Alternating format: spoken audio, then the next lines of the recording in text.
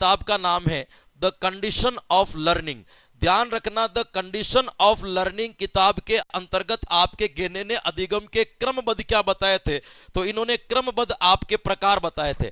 इन्होंने सबसे पहला प्रकार जो बताया था, इन्होंने एक त्रिभुज की आकृति ली थी। चलो बना ही देता हूं, जब इतना समय लग रहा है तो आपके एक आकृति में कितना सा लग जाएगा। इन्होंने एक आकृति ली थी जिस आकृति का नाम क्या था, त्रिभुज की आकृति। और इस त्रिभुज की आकृति में इन्होंने अधिगम के प्रकार को समझाया था। इन्होंने कहा था कि बालक जो सबसे पहले अधिगम करता है, उस सबसे पहले किए जाने वाले अधिगम का नाम है संकेत अधिगम, यानी कि चिन्ह के माध्यम से, संकेत के माध्यम से, साइन के माध्यम से अधिगम करता है। और गेने ने यह प्रकार आपके पावलोव के सिद्धांत के आधार पर बताया था। दूसरा प्रकार आपके बताता है, उसका नाम है आपके उद्दीपन अनुक्रिया अधिगम। जब कोई प्राणी किसी उद्दीपक के प्रति कोई अनुक्रिया करता है, उस वक्त किया जाने वाला अधिगम जो होगा वो क्या कहलाएगा, आपके उद्दीपन अनुक्रिया अधिगम। ध्यान रखना, गेने ने यह प्रकार आपके स्किनर के सिद्धांत के आधार पर बताया था, यह भी पता होना चाहिए दोस्तों। हाँ, फिर उसके बाद में ध्यान रखना, तीसरे नंबर पर इन्होंने जो अधिगम का प्रकार बताया था उसका नाम था आपके सरल श्रृंखला अधिगम।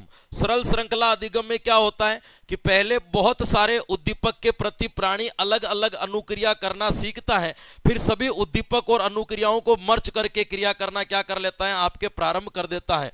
यह भी आपको ध्यान रखना है। चौथे नंबर पर आपके जो अधिगम बताया था वो बताया था इन्होंने शाब्दिक अधिगम। भाई कौन सा अधिगम बताया था, शाब्दिक अधिगम। और शाब्दिक अधिगम का मतलब होता है आपके शब्दों के द्वारा किया जाने वाला अधिगम। शब्द इसमें जो होते वो आपके महत्वपूर्ण होते, ये आपको ध्यान रखना है। शाब्दिक अधिगम के बाद बिल्कुल पांचवें नंबर पर बताया था विभेदीकरण, या इसको कहा जाता है बहुभेदीकरण, कि बालक बहुत सारी विषय वस्तुओं में अंतर करना सीख जाता है, ये विभेदीकरण अधिगम होगा। ध्यान रखना, छठे नंबर पर इन्होंने बताया था उसका नाम था आपके समप्रत्यात्मक अधिगम। इसमें बालक कंसेप्ट को क्लियर कर लेता है, सामान्य विषय वस्तु के आधार पर विषय वस्तुओं को जानने लग जाता है। सातवें नंबर पर बताया था नियम अधिगम। इस नियम या इसको सिद्धांत अधिगम भी कहते हैं। इस अधिगम के अंतर्गत क्या होता है कि पहले आपको कुछ नियम बता दिए जाते हैं, आपको उसी नियम का अनुकरण या अनुसरण करते हुए क्या करना है, अधिगम करना है, नियम अधिगम। और सबसे उच्चतम स्तर का जो बताया था उसका क्या नाम था, उसका नाम था आपके समस्या समाधान अधिगम। सबसे आठवां प्रकार जो बताया था, सबसे उच्चतम स्तर जो होता है वो कौन सा होता है आपके, वो आपके समस्या समाधान अधिगम होता है। और सबसे निम्न स्तर का जो अधिगम होता है वो कौन सा होता है, तो आपके संकेत अधिगम होता है। ध्यान रखना, संकेत अधिगम करोगे तभी उद्दीपन अनुक्रिया कर पाओगे, संकेत उद्दीपन करोगे तभी सरल श्रृंखला कर पाओगे, संकेत उद्दीपन अनुक्रिया सरल श्रृंखला करोगे तो शाब्दिक कर पाओगे। मतलब ये इसी क्रम में आपके क्या बढ़ेंगे, आगे बढ़ेंगे। ध्यान रखना, आपके जो ये नीचे वाले जो कौन कौन से अधिगम, संकेत अधिगम, उद्दीपन अनुक्रिया अधिगम और सरल श्रृंखला अधिगम, इसमें किसी विशेष प्रशिक्षक की आवश्यकता नहीं होती, खास प्रशिक्षक की आवश्यकता नहीं होती। विशेष प्रशिक्षक अनिवार्य नहीं है, ये ध्यान रखना।